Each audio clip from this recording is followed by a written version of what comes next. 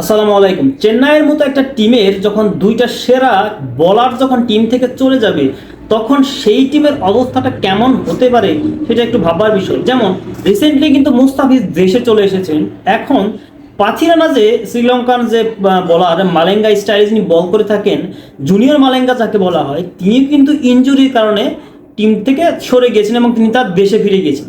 এখন সেরা দুইজন বলার, এই দুইটা বলার যখন আপনার টিম থেকে চলে যাবে, সেটা যে কোনো টিমই হোক, তখন সেই টিমের অবস্থাটা একটু চিন্তা করে।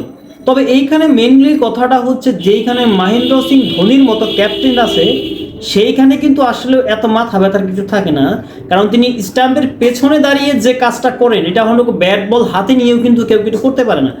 সেই দিক থেকে মহেন্দ্র সিং ধোনির নেক্সট প্ল্যানিংটাকে, এটা কিন্তু খুবই জরুরি বিষয়। কারণটা হচ্ছে তাদের সামনে যে ম্যাচগুলো আছে সেগুলো মোটামুটি 4টা ম্যাচ 3টায় জিততে হবে।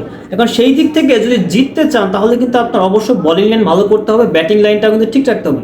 কারণ বর্তমান সময়ে হচ্ছে চেন্নাইয়ের যে বোলিং যে টিমটা আছে, সেটা বোলিংয়ের মধ্যে কিন্তু ভালো ভালো অনেক বলারই আছেন। তার মধ্যে যেমন হচ্ছে আপনার দীপক চাহার আছেন, এমনকি জাদেজাও আছেন, কিন্তু অলরাউন্ডারের ক্রিকেটারগুলো আপনার হয়তো এখন স্ক্রিন দেখতে পাচ্ছেন। অলরাউন্ডার ব্যাটিং এবং হচ্ছে বোলিংয়ের জন্য তারা হচ্ছে অলরাউন্ডার, এবং শুধু ব্যাটিং যারা, তাদেরও আপনারা দেখতে পাচ্ছেন। এবং বর্তমান বোলিং যারা আছেন, মুস্তাফিজ এবং হচ্ছে পাচিরানা, তারা দুইজনেই কিন্তু চলে গিয়েছে। এখন দীপক চাহার এবং হচ্ছে বাকি যারা আছেন, তাদেরকে এখন কাকে খেলানো হবে?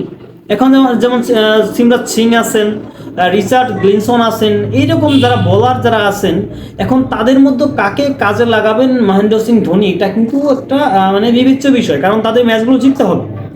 এখন চেন্নাইয়ের মতো একটা টিমে বোলিং বিপর্যয়ের যে বিষয়টা, এই দুইজন মোটামুটি মেইন বলার ছিল, যেখানে মুস্তাফিজ চান্স পেয়েছিলেন কিন্তু পাথিরানা ইনজুরির কারণে। সেদিক থেকে কিন্তু মুস্তাফিজ যে খেলাটা দেখিয়েছেন, সেটা কিন্তু তখন পাথিরানা এবং হচ্ছে মুস্তাফিজ দুইজনের উপর ডিপেন্ড করেই কিন্তু টিমটা দাঁড়িয়েছিল। এখন টিম দাঁড়িয়ে থাকার পেছনে যে আরও যে বলার যারা আছে, তাদের বিষয়টাও কিন্তু অনেকটাই যে ফেলে দেওয়ার মতো না, তাদের বিষয়টা কিন্তু ধরে রাখতে হবে। তার জন্য আপনি শুধু ব্যাটিং করে যে পারি দিবেন তা কিন্তু না, আপনাকে বোলিং লাইন কিন্তু ভালো করতে হবে। এখন মুস্তাফিজ যেসব লাস্ট ম্যাচটাতে, যেমন শেষ ম্যাচটাতে কিন্তু তিনি মেডেন ওভার নিয়েছেন, যদিও 22 রান দিয়েছেন টোটাল ওভারগুলোতে, কিন্তু তিনি মেডেন ওভার নিয়েছেন এবং সুন্দর বল করেছেন। এখন বাকি যে বোলার যারা আছেন, তারা কি এতটুকু পারফরমেন্স ভালো করতে পারবে কিনা? মহেন্দ্র সিং ধোনি কিন্তু এটা অবশ্যই একটা বিবেচ্য বিষয় মাথায় রাখতে হবে, যে বলার যদি ভালো পারফরমেন্স না করে, আপনি যত রানিং আন না কেন, টিম কিন্তু টিকে থাকবে না।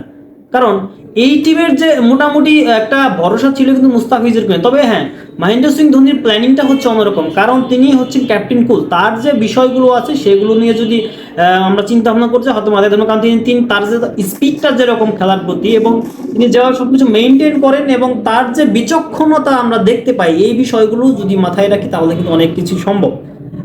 যাই হোক, আশা করি ভালো কিছু করতে পারবে চেন্নাই টিম। ধন্যবাদ সবাইকে, ভালো থাকবেন। আসসালামু আলাইকুম।